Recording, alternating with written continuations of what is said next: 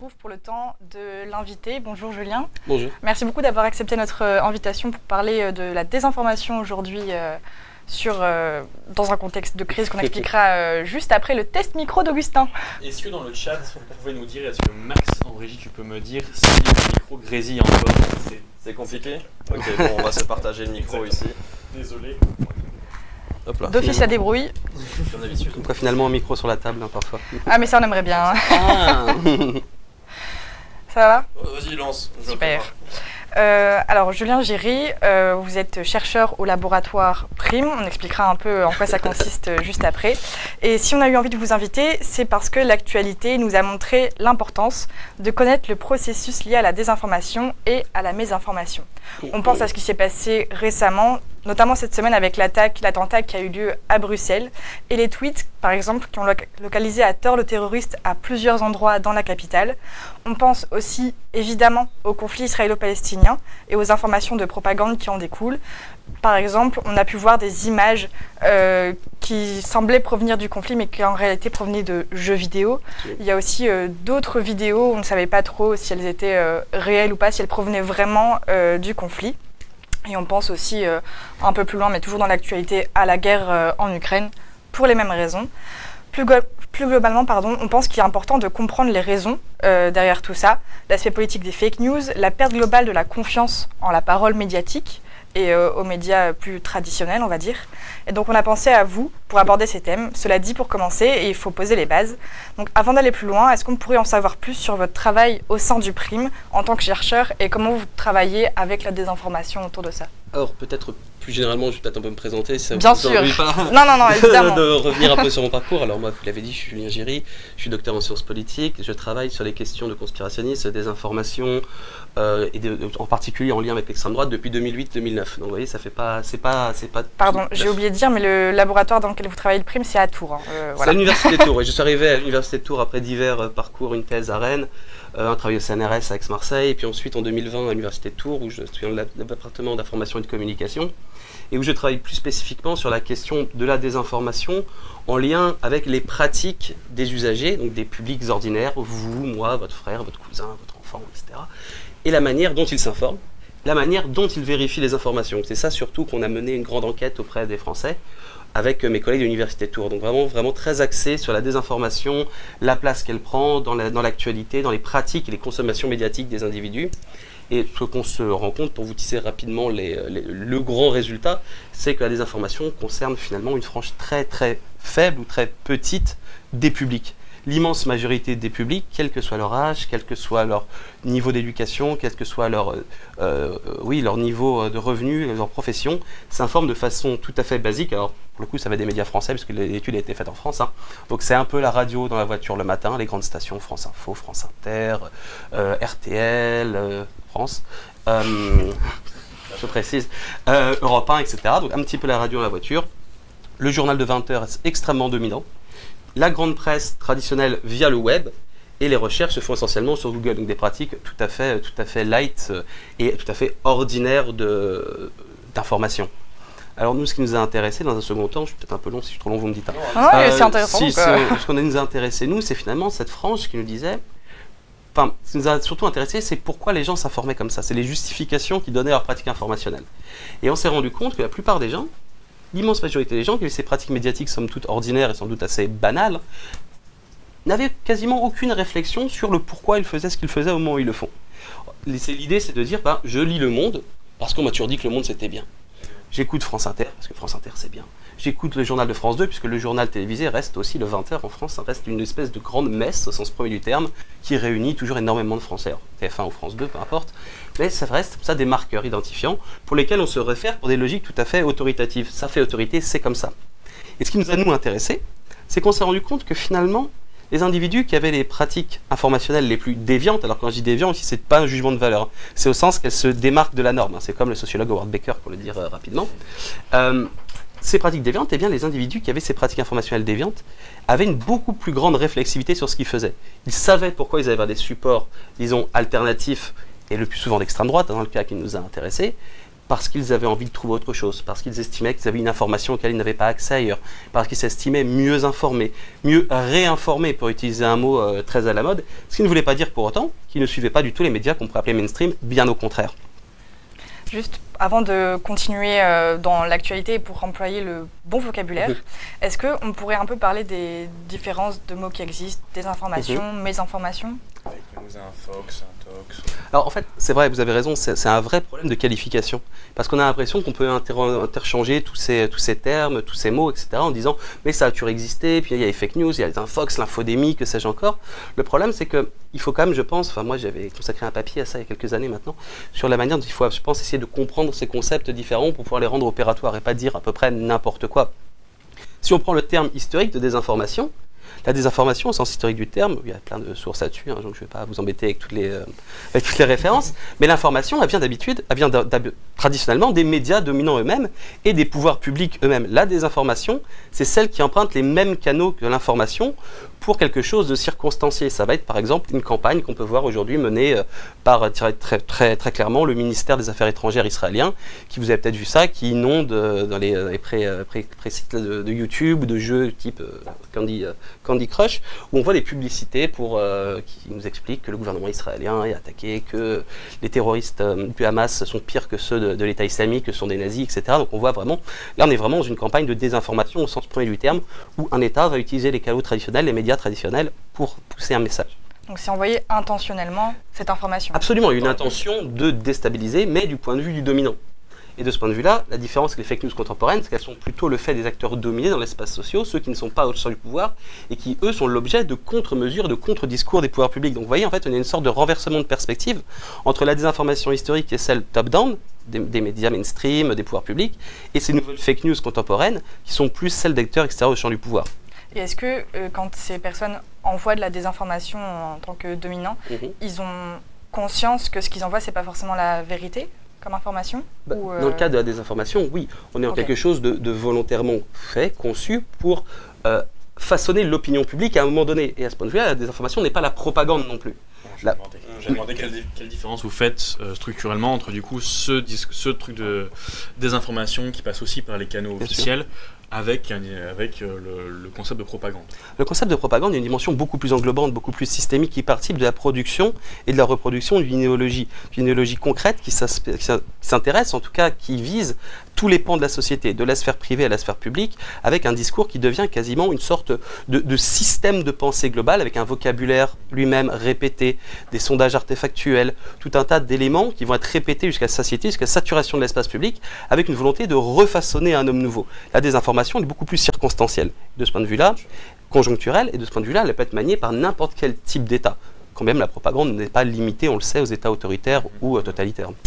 En fait, la propagande a une dimension civilisatrice que n'a pas forcément la désinformation, qui est plus limitée à certains moments de l'histoire en particulier. Voilà, civilisationnelle sans doute plus que civilisatrice, mais civilisationnelle en tout cas systémique, ça c'est clair. Ce qui a eu lieu le 7 octobre, c'est-à-dire l'attaque du Hamas contre Israël qui a entraîné la guerre qu'on voit actuellement, ça a généré beaucoup de tweets. Twitter lui-même parle de 50 millions de tweets dès le début de la guerre. On n'a pas d'autres sources que Twitter, mais en tout cas c'est le chiffre qu'il cite. Pourquoi est-ce que des fake news redoublent, enfin en tout cas se propagent énormément dans les situations de crise comme on les voit aujourd'hui ? C'est-à-dire qu'elles viennent, parfois, il y a plusieurs choses. Il y a d'abord le fait qu'elles viennent répondre à une situation de sidération, elles viennent donner une sorte d'explication, elles viennent donner du sens. C'est bête à dire, mais lorsque vous êtes face à une situation aussi violente, aussi inattendue, aussi terrible, il faut essayer de la comprendre. Et pour gérer cette anxiété qu'elle produit, eh bien, créer une théorie du complot ou une fake news avec une sorte de rationalisation, ceci est arrivé parce qu'eux ont voulu que cela arrive, ça permet de donner une cohérence. Là où les choses sont complexes, là où il y a de la complexité, là où il y a de l'incertitude, là où on ne sait pas, là où c'est difficile, eh bien, ça permet de donner une explication à la fois simpliste, rassurante, même si elle est terrible, mais qui permet de gérer quelque part l'incertitude et les émotions. Ça, c'est la première chose. Vous avez également, comme je disais tout à l'heure, de la désinformation au sens premier du terme. Vous avez des groupes étatiques ou para-étatiques qui ont intérêt à fournir des narratifs qui vont pousser l'opinion publique à adhérer à leur cause.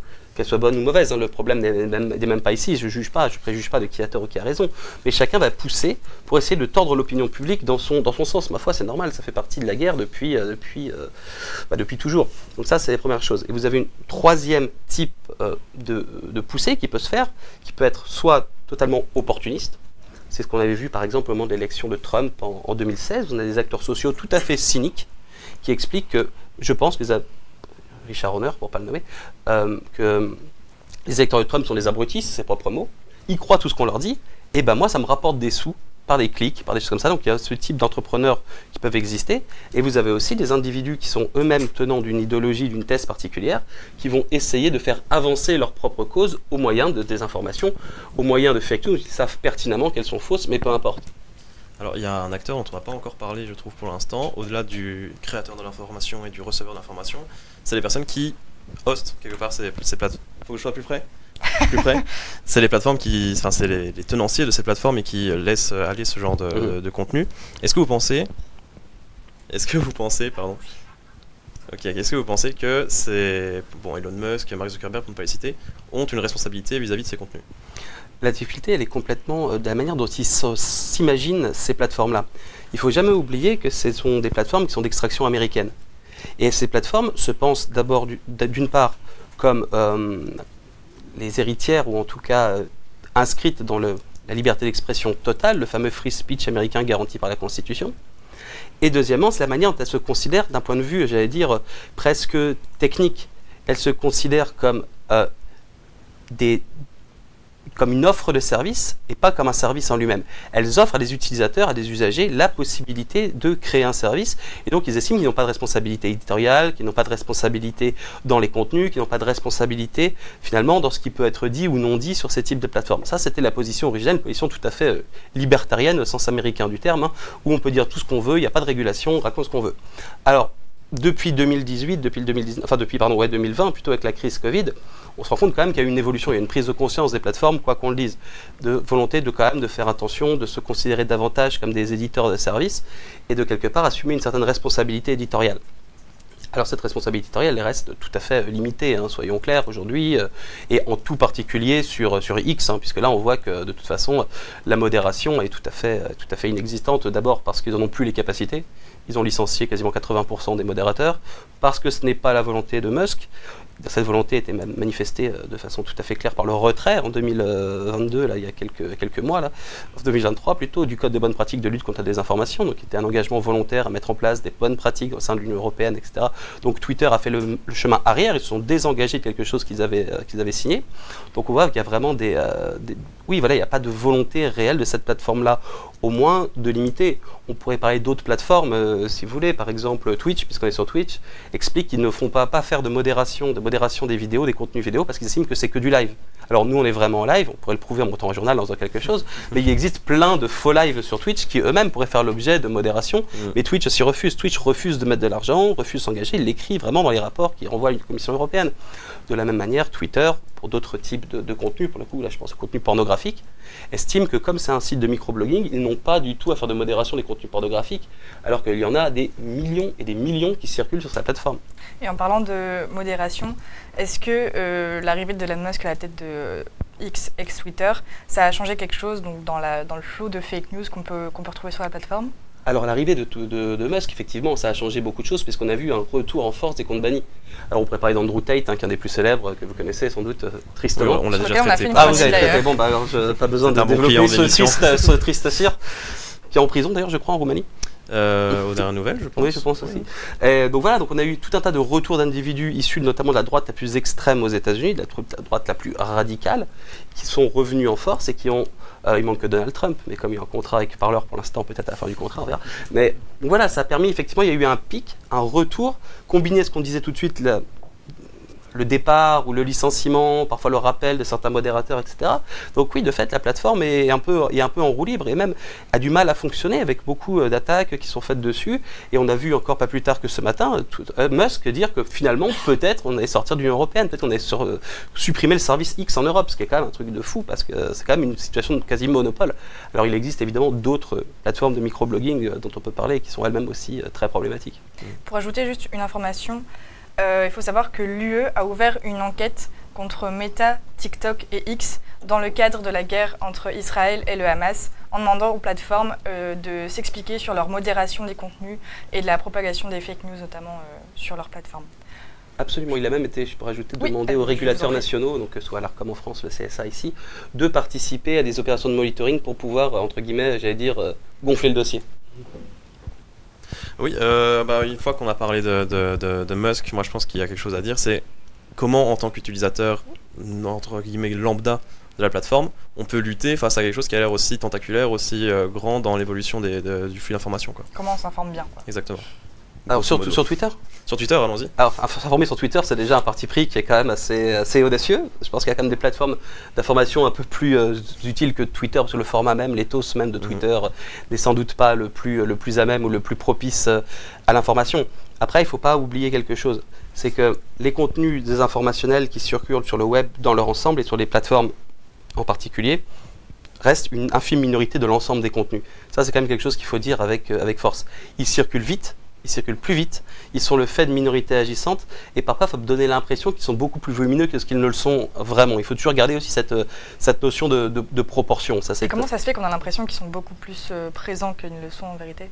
Mais parce qu'en fait, il y a un double mouvement d'amplification. Je vous disais tout à l'heure, vous avez des minorités ultra agissantes qui vont vraiment tweeter, qui vont même mener parfois les opérations de raid, qui peuvent mettre en place des techniques qu'on appelle des techniques non conventionnelles, ou en tout cas frauduleuses, par exemple l'utilisation de bots, l'utilisation, même si ça reste très petit, hein, les bots, qui restent des techniques de raid, de coordination d'opérations, de retweet coordonnés, etc. Ça veut dire qu'ils tweetent massivement. Qui vont tweeter massivement, qui vont se retweeter massivement entre eux, et qui vont donner l'impression que c'est très, très énorme. Donc ça, c'est le premier effet de loupe, le premier de loupe dû à l'Internet lui-même. Le deuxième effet de loupe, c'est celui des médias dominants qui vont parfois accorder finalement une sorte de surimportance à quelque chose qui reste tout petit. Si vous voulez, je prends juste un exemple français parce que ça m'amuse beaucoup. Décembre 2021, donc 13 décembre 2021, donc on est à quelques mois des élections présidentielles françaises, vous avez un hashtag qui est numéro 1 des tendances sur Twitter en France. Alors vous dites, numéro 1 des tendances en France, c'est quand même quelque chose, c'est pas rien. Et ce hashtag, c'est Jean-Michel Trogneux. Je sais pas si ça vous dit quelque chose. Ça me rappelle rien. Vous êtes passé à côté, vous avez bien fait. Parce que justement, c'est une non-affaire. Le hashtag Jean-Michel Trogneux, derrière ce mystérieux hashtag, c'est Brigitte Macron, serait en fait un homme né Jean-Michel, son frère. Ça serait son frère. Donc plus incroyable encore, elle ne serait pas la mère, mais le père de ses filles. Et donc on n'aurait pas de photos ou de preuves de son existence légale, réelle, avant début des années 90, et quelques photos après son opération de changement de sexe. Donc ce truc vient d'une lettre confidentielle d'ultra-droite, 400 personnes dans les sphères antisémites du web. En plus, ça part dans les sphères antisémites du web, puis c'est repris un peu de façon rigolarde sur Twitter, sur YouTube, fin novembre, début décembre. Et là, le 13 décembre, la veille, le 12, il y a une dame qui se présente comme autrice d'une grande enquête sur la véritable identité sexuelle de Mme Macron, qui serait transgenre, fait une vidéo de 4 heures chez une chaîne de voyance. Le truc explose. Et là, le lendemain, ça devient numéro 1 des tendances sur Twitter. Alors, on se dit, qu'est-ce qu'on fait de ça? Est-ce que tout le monde a pété un plomb? Est-ce qu'il y a une grande vague d'irrationalité? Est-ce que ça va pas? Et en fait, quand on va faire des petites analyses avec des outils d'analyse du web, on se rend compte qu'il y a 400 mecs, 400 comptes, qui se sont juste énervés, qui se sont fait marrer, qui ont fait monter le truc numéro 1 des tendances. Donc c'est 4000 tweets, hein. On parle de 4000 tweets, donc c'est assez facile de twister l'algorithme, vous voyez. Donc vous arrivez avec 4000 tweets. Le truc commence à redescendre le soir du 13, mais par contre le lendemain, dès le 14, la presse féminine d'abord, la presse à scandale, puis Le Monde, puis Libération. Qu'est-ce que c'est faux, c'est machin, c'est pas vrai. Alors pourquoi c'est faux? Parce que c'est un truc d'extrême droite. Le niveau zéro du fact-checking, on va pas apporter des faits, on va apporter rien. Ils se prennent dans la tronche, notamment Libération, à qui on peut poser des questions, Check News. Hein. Alors, si c'est pas vrai que Mme Macron, c'est un homme, il est où son frère Jean-Michel, puisqu'on l'a jamais vu? C'est pas vrai, en fait, on l'avait déjà vu, mais peu importe. Et donc, ils se trouvent les pieds dans le tapis. Et finalement, ils ont ouvert, premièrement, l'opportunité à des contenus d'extrême droite concurrents de rapporter, eux, les preuves de la non-existence de Mme Macron, et donc de pouvoir se légitimer comme étant les organes de presse crédibles, je pense ici à Valeurs Actuelles notamment. Et on a comme point d'orgue de ce truc qui n'existe pas, avec 400 personnes qui s'énervent, le début janvier, sur TF1, au trésor de TF1, le présentateur qui demande à Mme Macron, est-ce que vous êtes un homme? Qui délire? Franchement, qui délire? La question, c'est qui est en plein délire? Est-ce que c'est les 400 individus sur Twitter qui ont tweeté, dont on ne sait même pas s'ils y croient vraiment ou s'ils font ça pour s'amuser, pour troller, pour embêter, ça on n'en sait rien? Ou un présentateur d'un JT national de 13h, un dimanche, qui demande à la première dame, est-ce que vous êtes un homme? Parce qu'au final, ce serait pas là l'effet retors des cellules de fact-checking, au final, de vouloir traiter de l'information et la décrypter, mais l'effet inverse se produit, de mettre en lumière des théories qui au final sont ni queue ni tête. Alors, premièrement, ça peut être une des premières limites du fact-checking, c'est de braquer les projecteurs et l'attention médiatique sur des non-événements, pardon. Ça, c'est tout à fait clair. Deuxièmement, être fact-checké, pour les sphères radicales, c'est devenu aussi un élément de légitimité. Le Monde, Libération, Faki m'a fact-checké, je sais pas moi, 25 fois l'année dernière, ça veut dire que moi, je suis un vrai opposant, contrairement à quelqu'un. Mieux encore, j'ai même été banni de YouTube, j'ai été banni de Meta. C'est la preuve que je suis un vrai opposant. D'ailleurs, vous voyez, moi, je suis déjà, parce que si on parle de ces sphères radicales, eux, ils sont déjà plus loin. Ils sont déjà sur tout un tas de plateformes alternatives. Alors, je ne vais peut-être pas les nommer ici aujourd'hui pour donner d'idées à tout le monde, de publicité à tout un tas de trucs, mais eux, ils y sont déjà depuis longtemps. Et ce qu'on s'est rendu compte au cours des dernières grosses campagnes de désinformation, notamment hors des élections, en France, en Slovaquie, on a des craintes pour la Belgique là, en 2024 et les élections européennes, c'est que les plateformes mainstream vont être utilisées par les acteurs radicaux pour faire de la redirection vers ces plateformes, disons, alternatives, ces réseaux sociaux alternatifs, beaucoup plus radicaux, où là, la modération, c'est zéro, où il n'y a pas de modération, et où les individus se lâchent encore plus, où ils ont des contenus encore plus radicaux, encore plus dingues, hein, pour le dire assez vite. Une plateforme comme, celle-là, elle est connue, on peut la nommer comme Odyssey, qui est en train de devenir une plateforme mainstream, on ne va pas se mentir, elle est conçue pour ne pas être modérée. Elle fonctionne intégralement sur un système de blockchain, donc les contenus bougent en permanence, et c'est pratique qu'on paye en Monero, crypto-monnaie intraçable. Donc vous voyez là, c'est pour ça que je disais tout à l'heure, la régulation qui est mise en place, je ne sais pas si je rappelle tout à l'heure vite fait du code de bonne pratique, et on pourra parler aussi des règlements qui sont mis en place par l'Europe. Mais l'Europe a dit régulation, et en même temps elle dit casser les situations de monopole des grands réseaux sociaux mainstream. Et là, elle est en train d'ouvrir aussi une boîte de Pandore sur un truc qui va pas être joli. Pardon. Vas-y. Non, mais en fait, je voulais juste pour aborder un autre aspect des limites des cellules de fact-checking, c'était justement sur le discours dominant cette fois-ci, parce qu'on a parlé du fact-checking de la minorité, là, vers le discours dominant. Je voulais qu'on parle un peu de ça, notamment avec ce qui s'est passé pour les grands médias américains au moment de Donald Trump, c'est-à-dire comment est-ce qu'on fact-check quelqu'un qui n'en a rien à faire de la vérité. C'est-à-dire qu'il y a eu beaucoup d'élections aussi en Amérique latine, etc., avec des candidats d'extrême droite qui, peu importe ce qu'ils disaient, peu importe si c'était vrai ou pas, n'apportaient pas de preuves, renversaient complètement le paradigme d'apporter un fait. Comment est-ce que on peut fact-checker des personnes pour qui la vérité n'a pas d'importance ? Le problème n'est pas qui vous fact-checkez, mais pour qui vous fact-checkez. C'est ça en fait la question. Moi, ce que je peux vous dire, c'est que des enquêtes qu'on a menées, on reprend l'enquête Vigie, dont je parlais tout à l'heure au début de l'entretien, vérification de l'information sur Internet, dans le journalisme et l'espace public, on a demandé au public s'ils connaissaient, publics ordinaires, j'entends, s'ils connaissaient les sites de fact-checking. Eh ben, 10-12% nous disent « ouais, j'ai déjà entendu parler vaguement », ils les connaissent pas vraiment. Et surtout, est-ce que vous les consultez ? 3-4%. Et ceux qui les consultent le plus, c'est ceux qui finalement sont déjà les mieux informés. C'est ça le paradoxe, que le fact-checking, il parle qu'aux convaincus. Et donc son efficacité est de fait nécessairement limitée. Et je vous disais aussi, pour ceux qui finalement sont dans des situations de défiance, ou en tout cas qui qui expriment des positions tout à fait radicales ou alternatives, ou en tout cas défiantes par rapport à les pouvoirs médias publics, c'est presque un plaisir ou un honneur d'être fact-checké en disant « voyez, moi je dérange ce système ». C'est ça qui est compliqué, c'est que ce fact-checking, il arrive avec beaucoup d'années de retard, et quand il est arrivé, il a été un peu ridicule, notamment je pense à une des toutes premières initiatives en France qui était le Décodex. Je ne sais pas si vous vous souvenez de ça, aussitôt rebaptisé Déconnex sur les réseaux alternatifs, où finalement le paradoxe c'était que Le Monde disait que Le Monde était une source fiable. Ouais, on voit un peu le truc, et donc c'était pas, donc ça faisait bien marrer beaucoup de gens. Le Monde dit que Libération est une source fiable, Le Monde dit que machin est une source fiable. Par contre, tel site, bah non, c'est pas fiable parce que quoi ? C'est ça. C'est un peu le paradoxe du complotisme, c'est-à-dire que peu importe le prisme qu'on prend, ça renforcera leur pensée que eux ils ont raison. C'est-à-dire que s'ils sont fact-checkés par les médias dominants, ça veut dire qu'on leur cache la vérité et donc ce qu'ils disent est vrai. En partie. On a une question de Animateur dans le chat qui revient sur la plateforme X et qui pose la question: que penser des community notes? À voir. Pour l'instant, c'est qu'aux États-Unis. Est-ce qu'on peut rappeler en quoi ça consiste peut-être pour ceux qui ne sont pas habitués de la plateforme? Je le fais ou... Oui. Pardon. Sûrement beaucoup plus précis. Non, Ouais, non, non, ouais. c'est très simple. En fait, c'est les communautés autour d'un compte vont être capables, le sont déjà aux États-Unis, ou en tout cas elles vont l'être bientôt, capables de noter la véracité des propos. C'est une sorte de modération collective, une sorte d'intelligence collective. Est-ce que une sorte de Wikipédia, mini Wikipédia sur Twitter en disant voilà ce que dit machin, il va avoir peut-être 80% de gens satisfaits, donc il sera peut-être plus fiable que celui qui a 20%.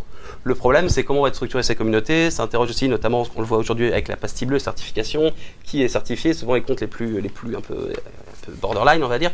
Donc oui, disons que dans l'absolu, ça peut être une excellente idée.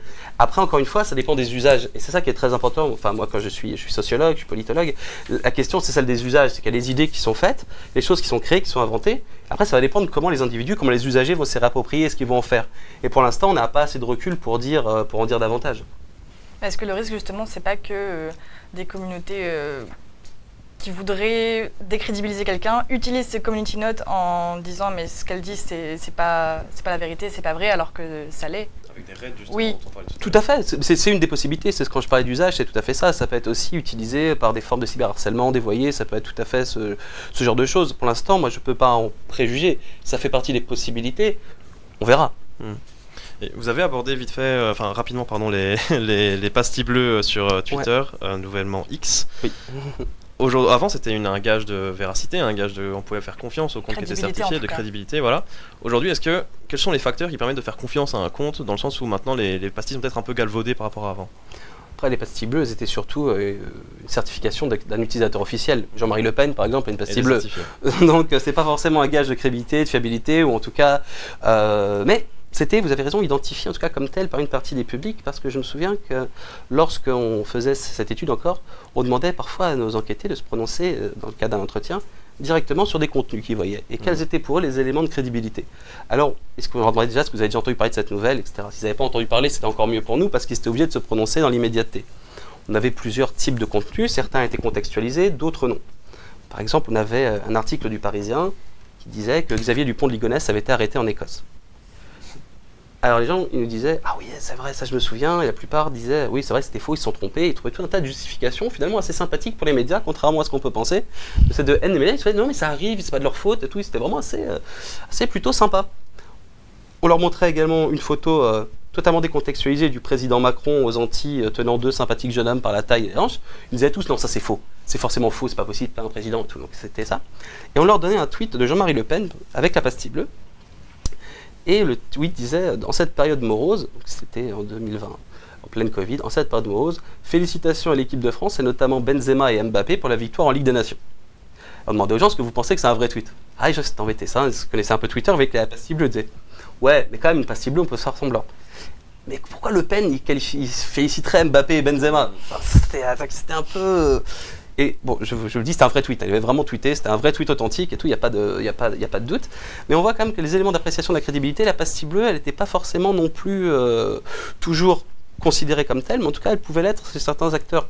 Mais aujourd'hui, effectivement, cette pastille bleue, elle a vraiment perdu son sens, elle est devenue un argument marketing, mais qui vous permet aussi d'avoir des avantages. Plus de tweets quotidiens, d'avoir un meilleur push dans l'algorithme. Donc, il y a aussi des avantages à avoir. Effectivement, c'est un acteur de désinformation. Vous avez tout intérêt à avoir cette pastille bleue pour bénéficier d'un meilleur ranking, en tout cas. Et dans la stratégie d'opposition, justement, ou en tout cas de correction, ou de réaffirmation d'une vraie information, et on en parlait un petit peu en off juste avant de commencer l'émission, on voulait vous aborder avec vous la pseudo-loi de Brandolini qui dit que c'est toujours beaucoup plus compliqué de corriger une information fausse, ça prend beaucoup plus de temps que de dire une bêtise en fait.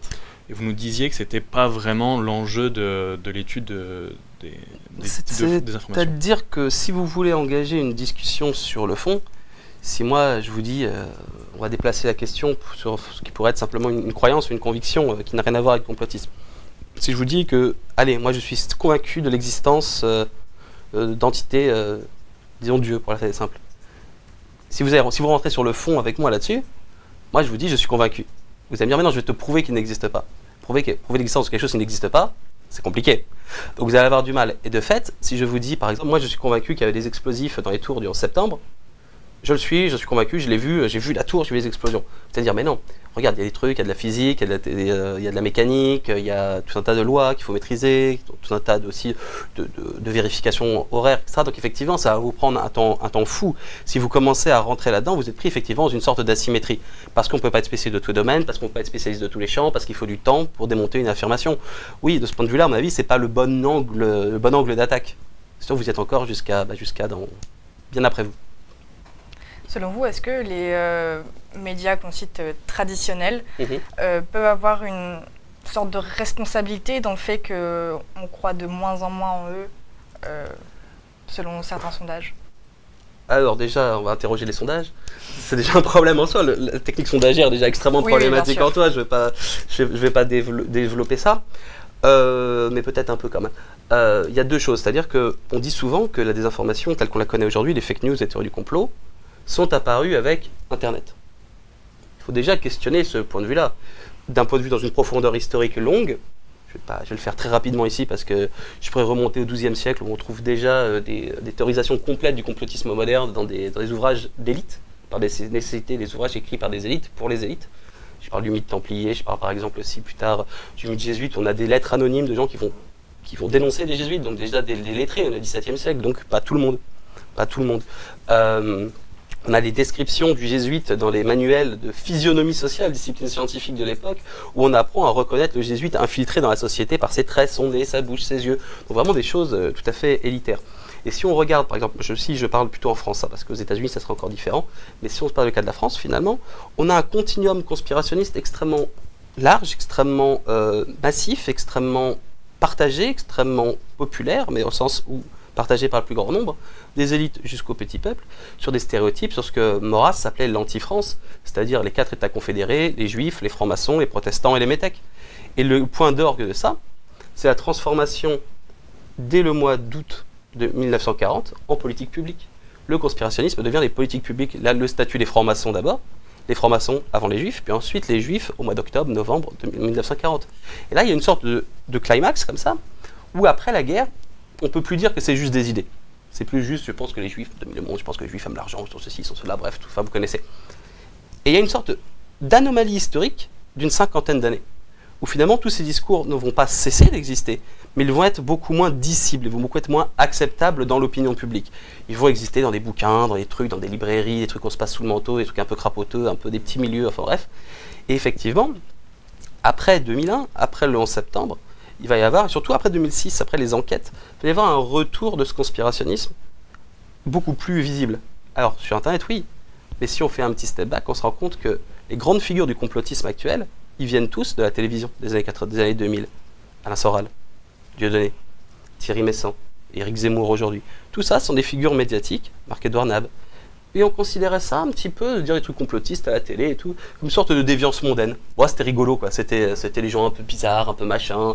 C'est comme vous aviez aussi un peu cet antisémitisme mondain qui pouvait exister à l'époque, des antisémitisme littéraire, etc. C'était assez toléré. C'est à partir du moment où, quelque part, c'est devenu quelque chose de masse, entre guillemets, quand bien même on est incapable de le quantifier, et qui est sans doute beaucoup moins important que ce qu'il était sous la Troisième République, et bien là, ça a commencé à poser problème, et notamment à partir de 2015, en France, en Belgique, après les attentats, où le conspirationnisme a été convoqué comme la variable explicative de tout.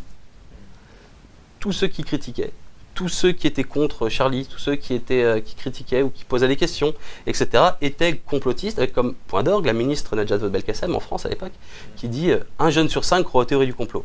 Personne ne sait d'où vient ce chiffre, ni comment il a été mesuré. Et c'est là où c'est problématique, c'est que cette mesure du complotisme, elle est totalement artificielle. On fait des sondages qui sont totalement bizarres, avec des questions mal posées, des items de réponse qui sont totalement biaisés, avec des constructions en termes d'offres de réponse qui ne vont pas, des phénomènes qui n'ont rien à voir entre eux. Est-ce que vous consultez votre horoscope tous les jours?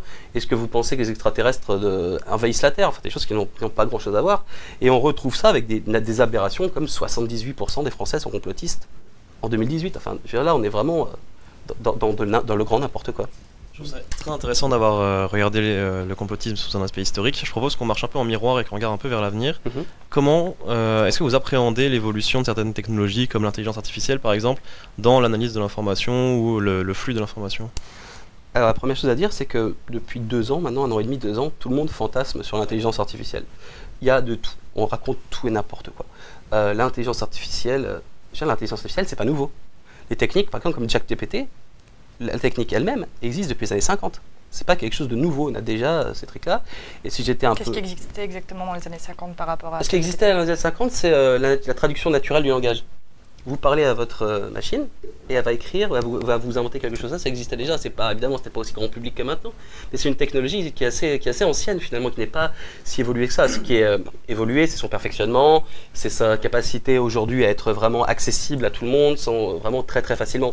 C'est ça qui est bien nouveau. Mais la base technologique en elle-même, elle est assez ancienne, comme la base d'apprentissage, par exemple, vers classification. Bon, pardon, c'est un peu technique, mais non bayésienne, en apprentissage non profond, c'est quelque chose qui est assez ancien. C'est-à-dire, en gros, vous faites des catégories oui, non, A, B, rouge, noir, enfin blanc, noir, etc. Donc ça, la catégorisation binaire, c'est assez ancien. Ce qui est en revanche nouveau aujourd'hui, et là c'est beaucoup plus compliqué, c'est les systèmes neuronaux d'apprentissage, comme le cerveau. Donc en fait, on n'entraîne plus les algorithmes à apprendre sur des bases de données, on leur apprend à créer eux-mêmes leur base d'entraînement, pour le dire rapidement, et à développer de nouvelles compétences, de nouvelles capacités. Donc ça, c'est vraiment exponentiel. Donc oui, donc il y a plein de choses qui sont dites sur ces systèmes qui semblent un peu difficiles à comprendre parce que ça demande de la programmation pour l'instant, moins après. Mais surtout, ce qu'on voit pour l'instant, c'est un peu comme les deepfakes d'il y a 4-5 ans. Il y en a très peu. Il y en a très peu. Prenez le conflit actuel, l'intelligence artificielle. Qu'est-ce que vous avez vu passer comme grosse désinformation intelligence artificielle? Aucune en fait finalement. C'est soit des extraits de jeux vidéo, mais ça c'est pas nouveau, qui sont montés parce qu'ils sont super bien faits, soit des désinformations classiques, notamment voilà, ces enfants en cage, vous avez dû voir ça, qui étaient dans une cage. Alors d'un côté c'est présenté comme des enfants palestiniens victimes d'Israël, de l'autre côté c'était présenté comme des enfants israéliens victimes du Hamas. Donc les deux ont récupéré la même image pour en donner l'explication qu'ils voulaient. Mais pour l'instant, très peu. Mais est-ce qu'il n'y en a pas de plus en plus quand même? C'est difficile à quantifier parce que ce qui se passe en revanche, c'est que quand tout le monde va jouer sur ChatGPT pour lui poser des questions ou Midjourney, on travaille gratuitement pour l'algorithme. Vous, moi, travaillons pour l'algorithme. On lui apprend à se perfectionner. On travaille gratuitement pour les sociétés qui sont derrière, pour Bing, pour Microsoft, pour OpenAI, merci. Donc on travaille gratuitement pour eux. On perfectionne leur machine gratuitement. On leur explique que voilà, quand on leur parle de personnalité, ils vont cumuler des données, ces personnalités, les traits vont s'affiner. On va voir que bon, après il y a encore des choses qui marchent pas bien. Ils sont pas très bons sur les détails corporels. Les doigts, les yeux, les mains, les perspectives aussi. Si je me mets comme ça à côté de vous, ils auront du mal à voir que notre bras ne sera pas le même. Donc il y a plein de choses encore qui sont pas corrigées. Ensuite, après, il y a aussi des méthodes qui sont mises en place pour détecter ce type de technologie. Ça marche pas très bien, clairement. Ce qui marche le mieux, c'est intégrer une signature ou un pictogramme à l'intérieur d'images. Les signatures en filigrane. Ça, c'est ce qui marche le mieux.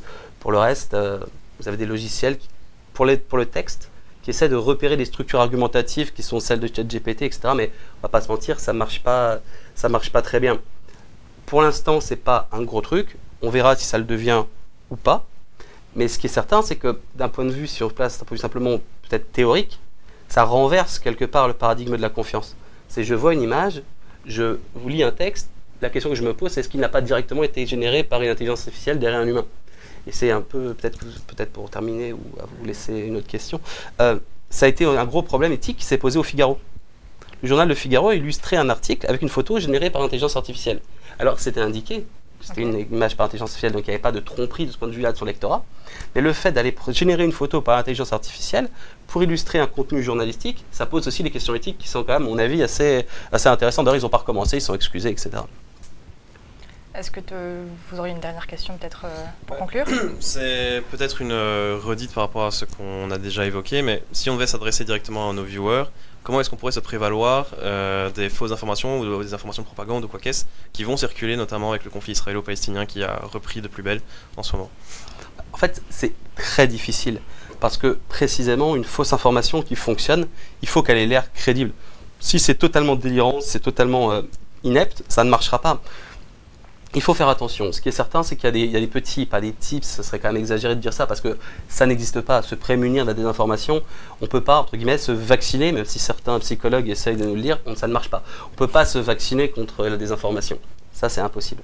En revanche, on peut essayer de se méfier de soi en disant, lorsque c'est des contenus à forte charge émotionnelle, lorsque c'est des trucs extrêmement grandiloquents, quand c'est des trucs qui sont sur une rhétorique de la catastrophe, de l'urgence, de l'imminence, quand c'est des choses un petit peu comme ça qui semblent aussi tellement évidentes pour nous qu'on a tout de suite envie de pusher, de retweeter ou de re-xer, je sais pas comment on dit maintenant, ou de relayer en tout cas, de relayer tout simplement, de relayer, repartager, eh ben, on essaie de faire un peu attention. Alors comment on fait ensuite? Eh ben, on essaye, je veux dire, c'est assez, ce que je veux dire n'est pas extrêmement nouveau ni révolutionnaire, mais on essaie de vérifier si différents types de médias, on parle, alors quand on dit différents types de médias, c'est différents supports, journaux, papier, Internet, télévision, si d'autres médias du même type en parlent, etc. Et voir aussi, essayer quand même d'identifier un peu, et c'est pas toujours facile, les circuits de circulation de cette information. D'où est-ce qu'elle vient? Où est-ce qu'elle a été produite? Alors aujourd'hui, on a des logiciels assez faciles qui peuvent aider, notamment pour rechercher des origines des photos. On a Google Images inversée, recherche inversée pour le plus basique, hein, vraiment. D'autres logiciels comme InVid ou eVerify, des choses comme ça qui sont assez, qui sont un peu plus ces petites extensions installées dans votre navigateur. Vous pouvez aussi voilà, des sites un peu plus spécialisés comme Photoforensic pour voir s'il y a des traces de montage, etc. Mais là, bon, ça demande peut-être un tout petit peu plus de technique, encore que. Et puis voilà, vous avez aussi des logiciels qui peuvent, un peu plus poussés, qui peuvent vous aider à retrouver l'origine de certaines des informations, puisqu'elles ne circulent pas, peut-être finir là-dessus, de façon anarchique. Il y a des circuits de circulation qui sont assez identifiés. Elles vont d'un réseau social à un autre et pas forcément dans l'autre sens, etc. Et c'est là aussi où a été le gros souci, pour terminer, pendant la période Covid, c'est que l'essentiel de la désinformation a circulé sur Twitter et l'essentiel des articles, ou en tout cas des papiers de débunkage, était sur Meta, enfin Facebook à l'époque. Donc ces deux objets ne se rencontraient pas. Et là aussi, on a un autre problème. Donc essayez de faire attention, de voir un petit peu, d'appliquer un peu les 2-3 petits conseils que j'essaie de donner, si c'est un peu pas trop immodeste de dire ça. Merci beaucoup, Julien Giry, d'avoir répondu à nos questions sur ce sujet qui nous semblait très important en ce moment et qui nous tenait à cœur pour cette première émission. Merci à vous. On se retrouve juste après. Ouais, merci.